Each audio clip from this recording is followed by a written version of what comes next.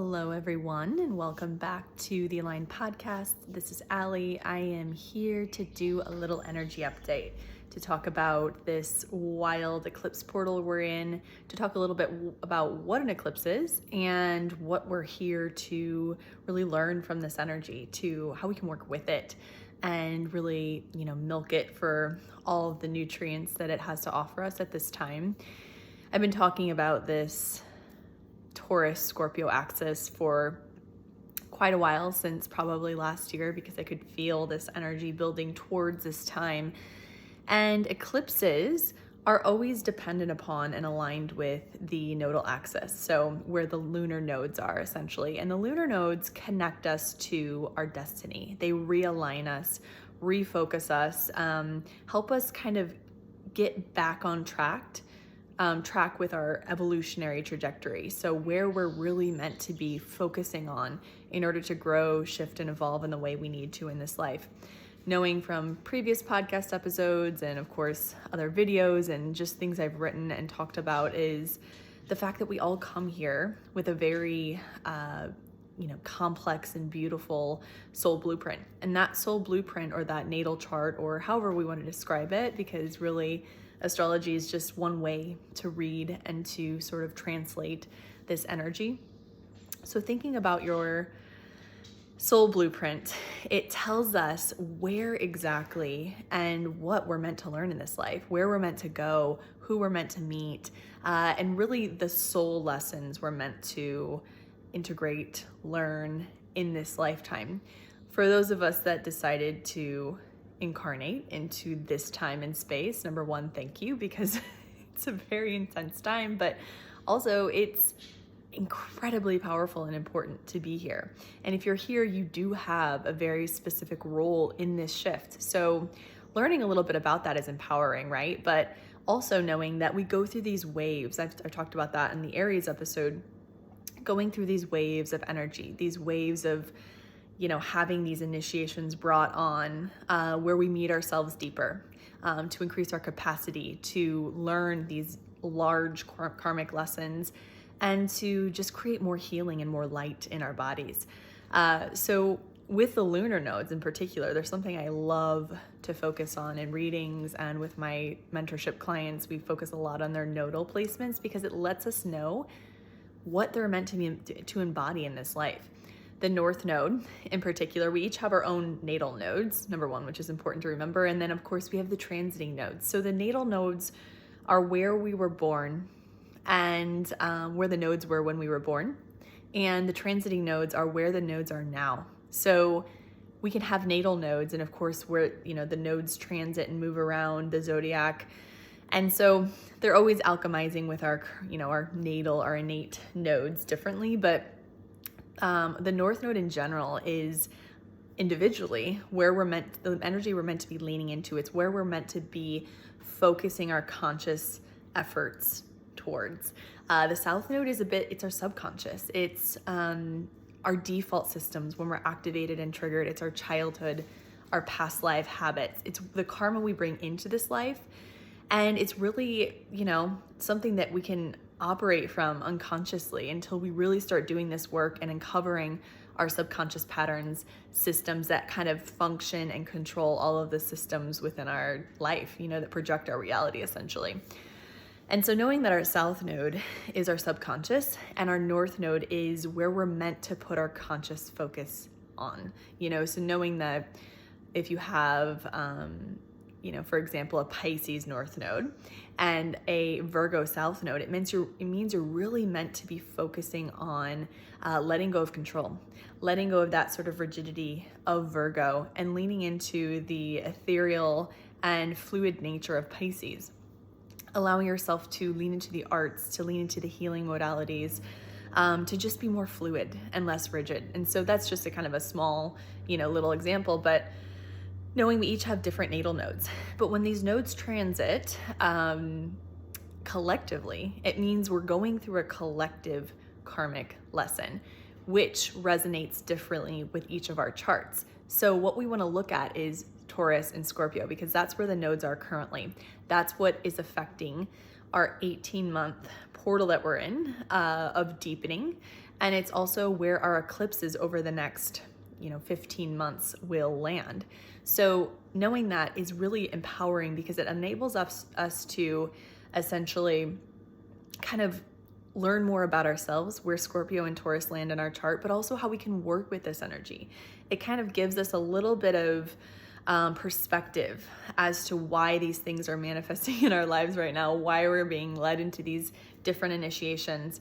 And it just enables us to stand more in our power, to take the reins back a little bit and to say, okay, this isn't happening to me, this is happening for me. How can I work with this to milk it for all it has? Because these times carry so much healing, so much medicine, if we can really lean into them. So knowing that this portal that we're in, we've been in the eclipse portal for a few weeks now, and we're going to be in it until the end of May. So knowing that the nodes are currently in Taurus and Scorpio, which is where our eclipses land over the next 3 weeks, essentially.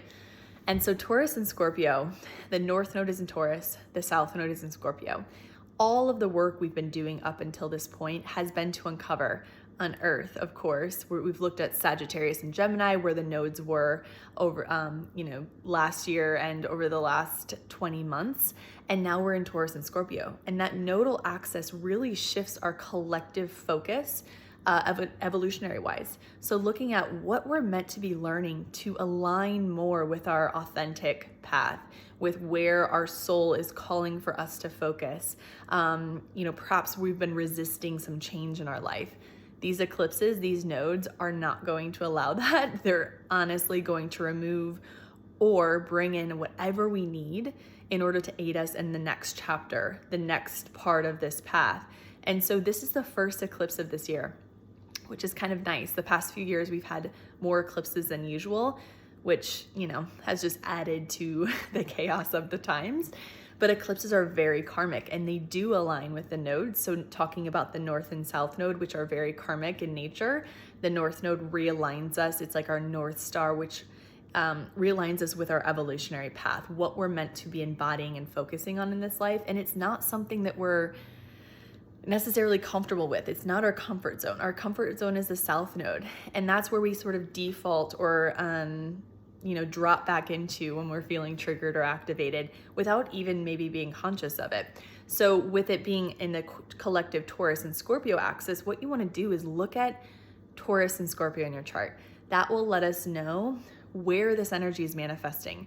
We have our first eclipse of the year on April 30th over the weekend, and that eclipse is a new moon in Taurus and a solar eclipse. And then 2 weeks after that, we have our full moon in Scorpio and a lunar eclipse. And so eclipses come in pairs and they work with each other to illuminate and to create massive change in our lives. And so knowing that we've been working with this Taurus energy for a while, ever since Uranus dropped into Taurus, we've been feeling this collective rumbling, this shaking, this sort of getting down into our foundations and our structures as a collective, but also individually. So looking at the ways in which we've really had our foundation shaken, looking at COVID, looking at the things we thought we believed, the things we thought we could trust, the things we thought were safe and secure and dependable maybe aren't anymore. And that is a radical awakening in itself. And so knowing Taurus represents safety and security. It's the rooted oak tree. It doesn't like change. On the other opposite side of the zodiac, it lies Scorpio. Scorpio's evolutionary purpose is to create change. It's to lean into the death and rebirth. It's in that, it's the alchemist and the shaman. And knowing that this human experience, the essential and constant thing we know is that there will be change. That's what we can depend on. And so Scorpio teaches us those very deep karmic lessons about change, about surrender, about leaning into the death and rebirth that is inevitable in this human experience. And Taurus is on the other side, teaching us about deepening into this earthly existence, the material plane.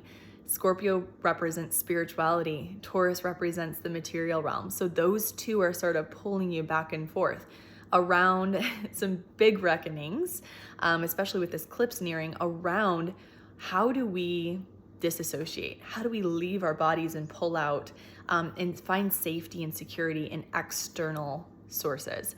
That's one of the biggest lessons that Taurus is teaching us over this 18-month period. It moved into, the nodes shifted into Taurus and Scorpio at the end of January, but we had a little taste of what we'll be focusing on last November when we had an eclipse along this axis, but then it went back into Sagittarius before it moved fully into Taurus and Scorpio in January. So thinking back to last November, what were you focusing on? This whole axis, this eclipse season, this axis of Taurus and Scorpio, obviously influenced by where it lands in your chart, is all about safety, security, pleasure, where we resource all of those things outside of ourselves and how we can anchor and realign more back into our own center point, our own safety and security systems, working with the subconscious, which is, of course, as we know, projects 95% of our reality. So how can we work with not just the subconscious, but also the body, the nervous system, to really finally shift and change these patterns? This is such a big, huge time. It's such a profound and important part of this evolutionary shift that we're in. And it's something that if we can learn to work with this energy a little bit more and surrender into the fact that this time is just chaotic, it's not necessarily going to become less chaotic. It's really about us pulling back into our own center point, our own power centers, and learning how to resource from within.